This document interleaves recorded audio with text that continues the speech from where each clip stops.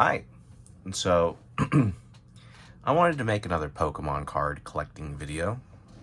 I did a good job of explaining why I thought that the modern market wasn't good and you should question it and question what's going on in the modern market and maybe think twice about buying these really expensive modern cards. And I'd like to go into deeper on my worldview on how I determine what's actually valuable and what's not valuable when it comes to collectibles, specifically like card collectibles. Now, Pokemon cards, what they are is that they're pieces of paper or cardboard or what have you with ink on them and hollow foil. There's an artist's work that's put on there to give it an image, and there is a playability aspect of the cards. You just don't buy them just to grab them and preserve them. You could do it but that way, but there's also the playable aspect of it. It's a really fun thing to do, both things, collecting and playing. But why are Pokemon cards expensive in the first place? And the reason why, and this goes with anything, the reason why anything is expensive is the scarcity of the product. How many of them are there really? Now, there's a couple things I'd like to go over of why I think the way that I think in determining pricing and why I'm telling you that this modern market doesn't make sense. So let's look at something like stamps. Yes, stamps. Boring stamps. Stamps are boring. That's what old people do. But do you see how much stamps are worth? Like the most expensive stamps? Almost $25 million. $13 million. Another 13, almost 13. 8 million. 6 million. 5, 4, 4, 3. There's a lot of money in stamps. Now, what are stamps? They're just little pieces of paper with ink on them. And they're just like Pokemon cards, or they're just like any other cards, like basketball cards or baseball cards. We'll get back to Pokemon, but I want to tie this in because I wanted to give you my worldview on determining value of cards and collectibles. So if you see here, these stamps are from, the 1800s, early 1900s. And if you see also how many there are, one known, and blocks of 4, there's 32, 3 of them known, 1 known, unique, 1 block of 4 and 100 as individual stamps, 1 known, 2 known, 1 known. So stamps, for them to fetch a very, very high value, they have to have 2 things. There can't be a lot of them, so there has to be like 1 or 10 or 100. That's the first stipulation. And the second stipulation is there has to be a lot of time. Okay?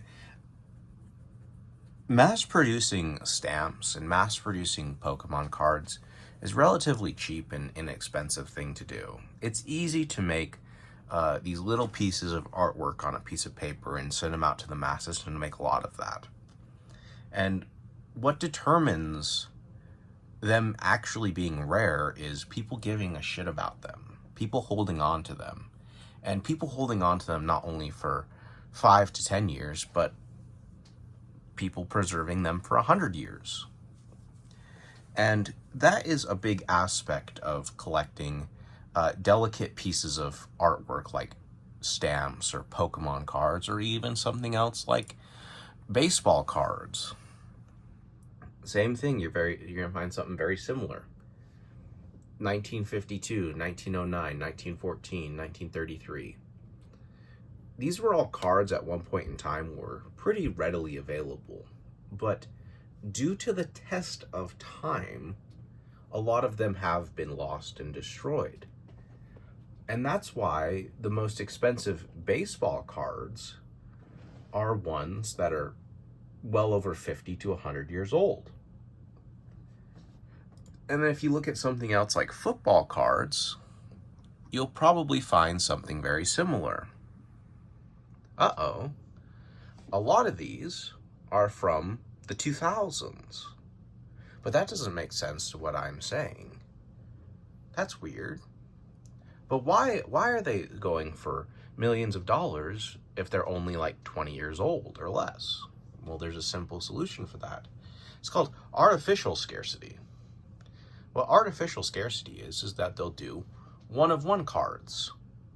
They'll make a card, they'll make it a one-of-one, and they'll make it like a big thing that they're only going to produce one of these cards, and they will only make one, and that one person will find it and they'll grade it, and it'll be of a top player like Patrick Mahomes or a Tom Brady or something like that. And the same thing you'll see with basketball is with like a Stephen Curry. Here is a one-of-one card of him that goes for $5.9 million. Same with LeBron James. Here is I think this is a one-of-one card as well of him. Luka Doncic, one-of-one. And then we have Michael Jordan, one-of-one. So what you're going to find in card collecting, in collecting cards in general, the two most important things is how many are there and how long has it been? Because we're seeing two different things right here. When it comes to stamps, they mass produce them because they're not in the 1800s, they weren't trying to collect them. They were trying to make them so that people could use them. And some survived the test of time, and these are very old, very historic pieces of artwork, or a period of time to resemble that time. And with newer cards, they're less than 20 years old, and they're going for very, very high pricing, but the difference being is artificial scarcity. There's only one-of-one made of that card of Stephen Curry or LeBron James or Luka or Michael Jordan. Who else is going to be on the list, like Kobe Bryant, of these players. So that's why I say you need to be skeptical of this modern market. When it comes to these rare, delicate cards, they can get lost to time.